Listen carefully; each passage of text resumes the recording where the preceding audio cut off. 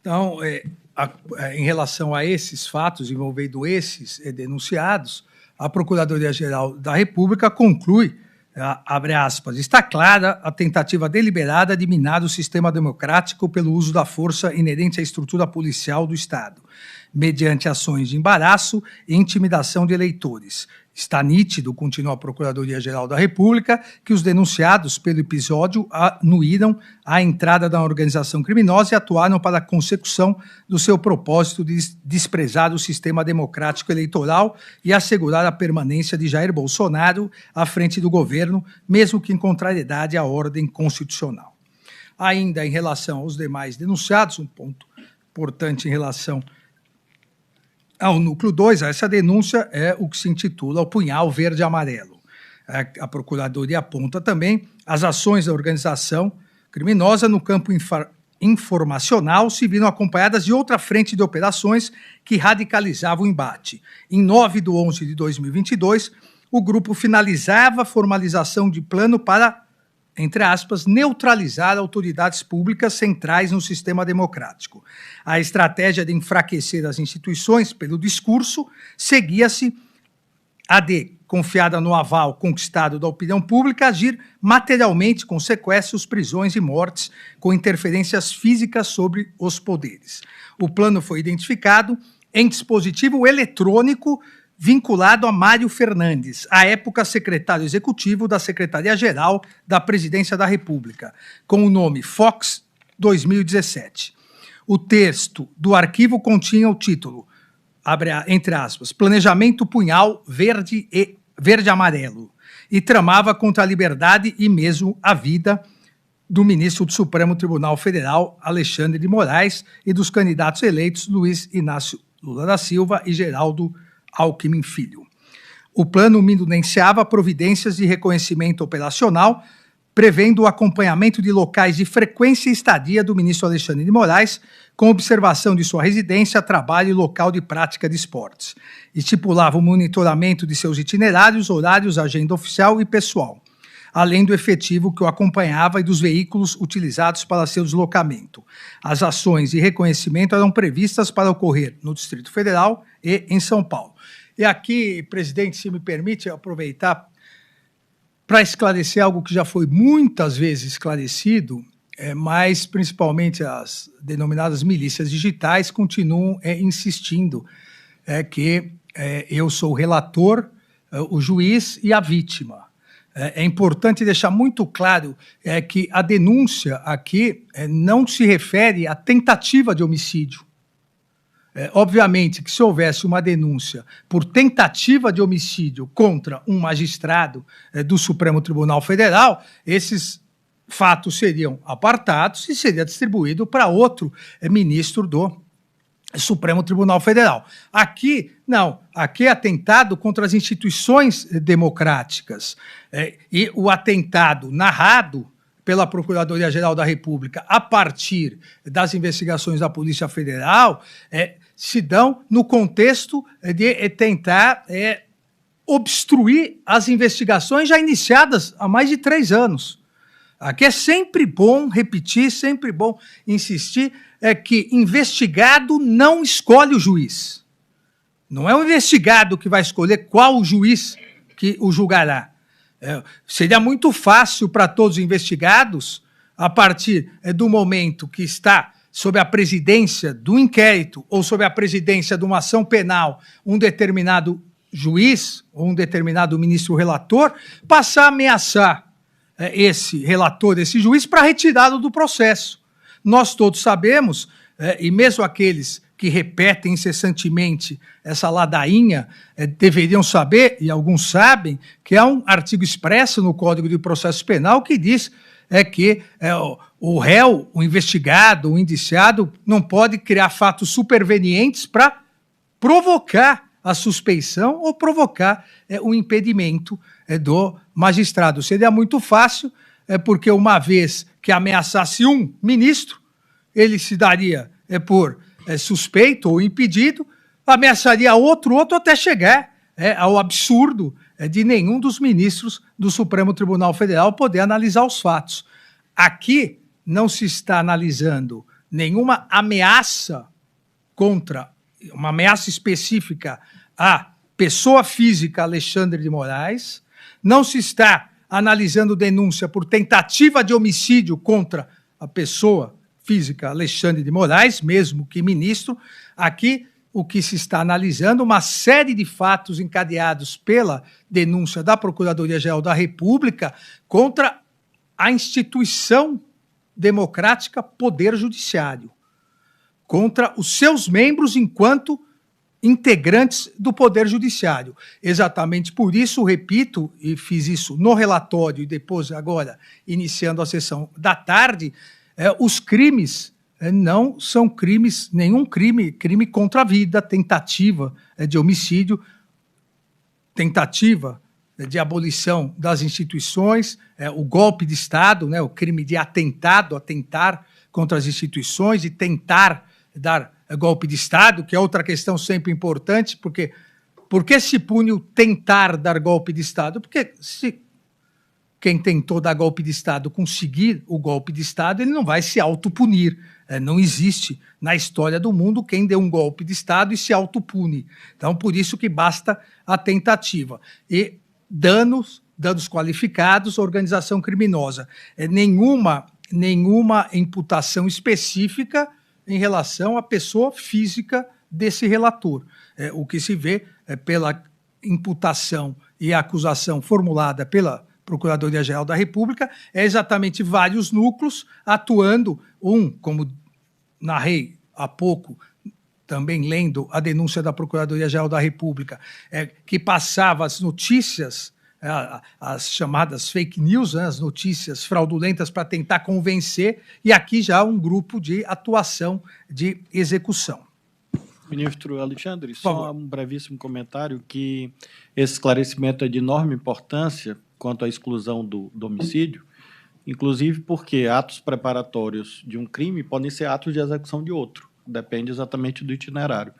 E quanto a essas fake news, etc., Vossa Excelência tem inteira razão, e acho muito mais constrangedor quando se trata de pessoas que se autodenominam juristas, que é o fenômeno contemporâneo.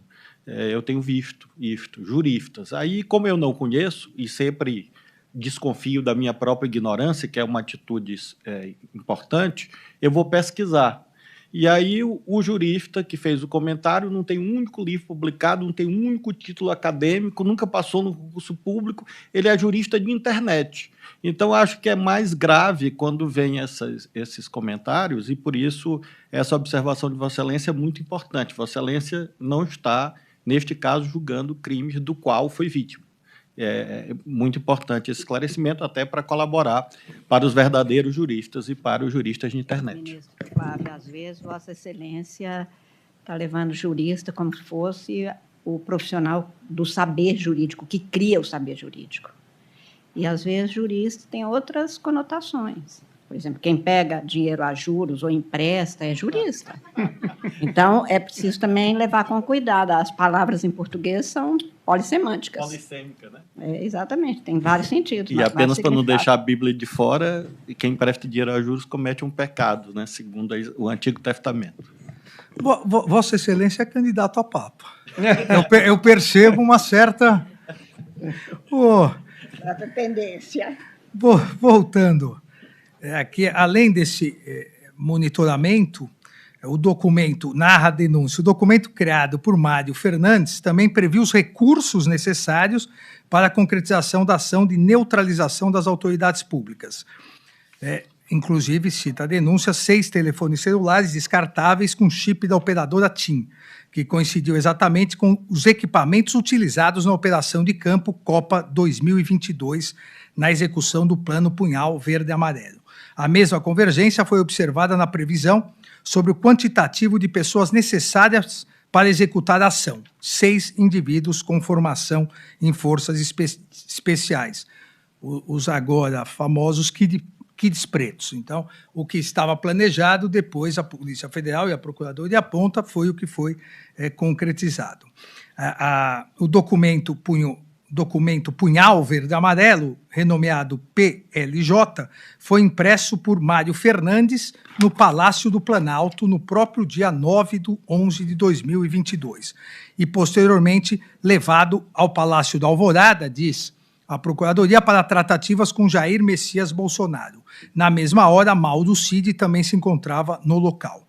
A ciência do plano pelo presidente da República e a sua anuência a ele são evidenciadas por diálogos posteriores comprobatórios de que Jair Bolsonaro acompanhou a evolução do esquema e a possível data de sua execução integral. Assim, em áudio por WhatsApp, de 8/12/2022, Mário Fernandes relata a Mauro Cid. Aqui é descrito um áudio que está nos autos, que havia estado, Mauro Fernandes relata a Mauro Cid, que havia estado pessoalmente com Jair Bolsonaro e debatido o momento ideal de serem ultimadas as ações tramadas, entre aspas, diz Mário Fernandes a Mauro Cid. Durante a conversa que eu tive com o presidente, ele citou que o dia 12, pela diplomação do vagabundo, não seria uma restrição, que isso pode, que qualquer ação nossa pode acontecer até 31 de dezembro e tudo. Mas aí na hora eu disse, pô, presidente, mas o quanto antes a gente já perdeu tantas oportunidades, fecha aspas. A denúncia continua dizendo do cenário de instabilidade social provocada pela organização criminosa, exatamente com o objetivo de criar instabilidade política, instabilidade institucional e facilitar condições de aceitação de um eventual golpe de Estado. A representação mencionada menciona no início da Operação Copa 2022 a proximidade do término regular do mandato. Ainda aponta a Procuradoria, apurou-se que em 18/11/2022, Felipe Garcia Martins Pereira, e Jair Bolsonaro reuniram-se no Palácio do Alvorada justamente para esse fim. O colaborador Mauro Cid confirmou a existência da reunião, cuja pauta era precisamente os termos do decreto golpista. De fato, os registros fornecidos pelo Gabinete de Segurança Institucional da Presidência da República indicaram que Felipe Garcia Martins Pereira chegou ao Palácio do Alvorada às 14h59 do dia 19/11/2022, nos exatos moldes relatados por Mauro Cid. Ainda um último tópico, antes de detalhar as condutas, o decreto golpista e a apresentação aos comandantes das Forças Armadas. Aqui é outra questão importante e que parece agora até sem maiores dúvidas em relação à materialidade, em relação à autoria, todos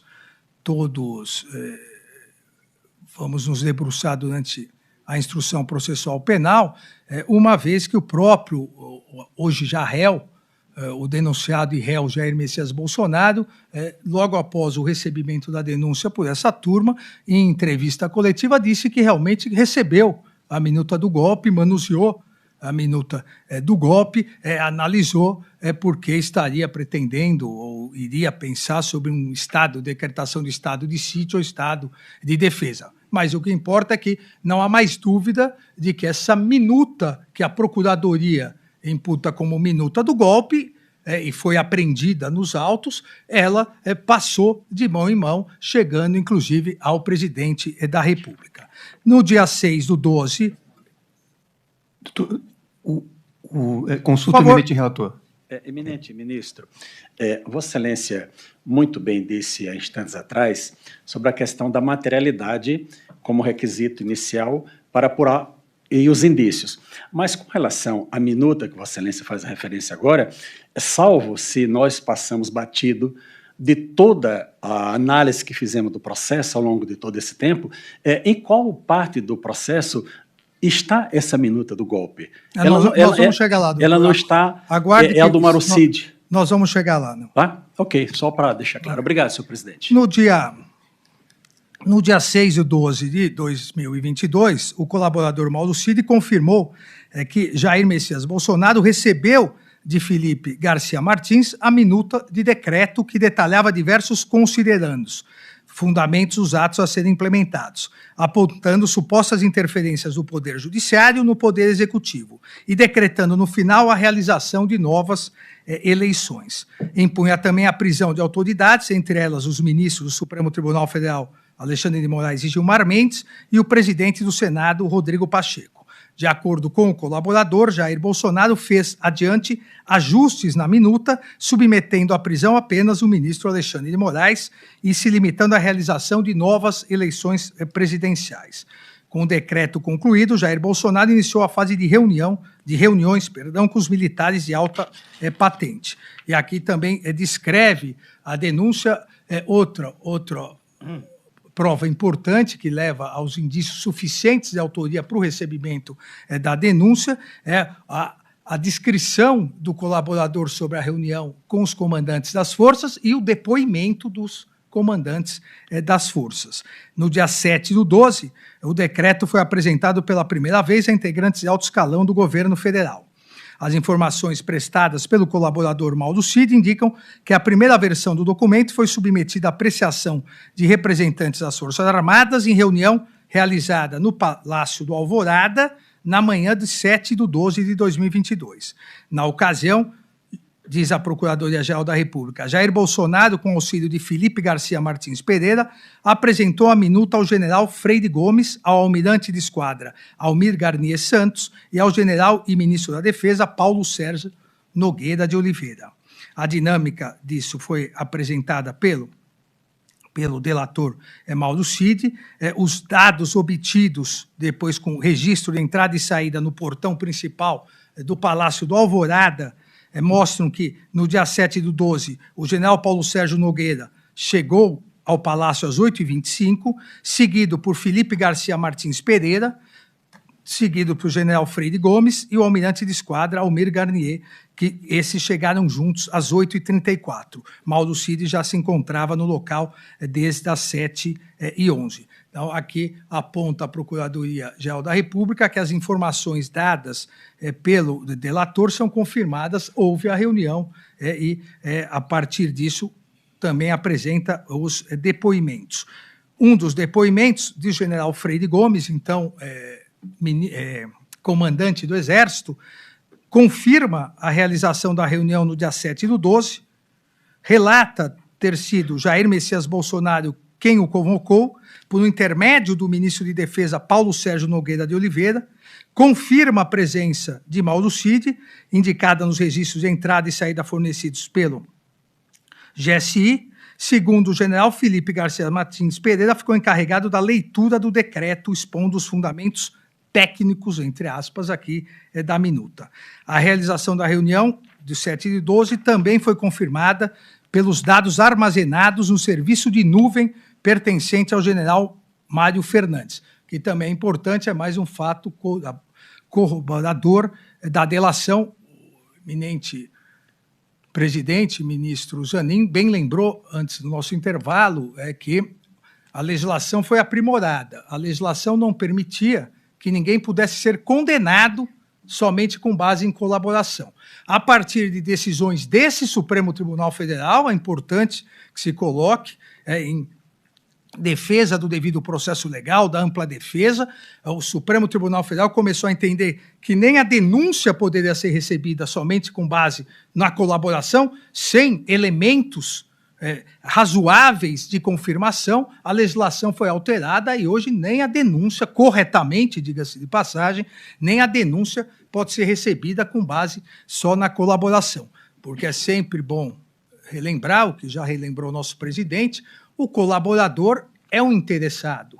Então, obviamente, ele tem que dar fatos objetivos que possam ser comprovados. Na ausência dessa comprovação, obviamente, o que o colaborador coloca não pode ser considerado. Aqui há, para esse momento de cognição ainda sumária, há elementos que corroboram a delação, não só o depoimento do comandante do Exército, mas também os dados armazenados no serviço de nuvem pertencente ao general Mário Fernandes, ora denunciado, que consta às 9h09 do dia 7/12, ou seja, durante a apresentação do decreto golpista, como diz a Procuradoria, Mário Fernandes encaminhou mensagem de áudio a Mauro Cid de seguinte teor: Cid, acho que você está tendo uma reunião importante aí agora no Alvorada. Na ocasião, Mário Fernandes pediu a Mauro Cid que mostrasse a Jair Bolsonaro um vídeo que não foi recuperado durante a reunião, afirmando, abre aspas, a história é marcada por momentos como esse que nós estamos vivendo agora, fecha aspas. No mesmo horário, Mário Fernandes enviou mensagens de conteúdo similar ao general Braga Neto e ao capitão Sérgio Rocha Cordeiro. Após a apresentação do decreto, enviou a seguinte mensagem ao seu secretário-geral da Presidência da República, general Ramos. Kid Preto, falei com o Renato, o decreto é real, foi despachado ontem com o presidente, fecha aspas.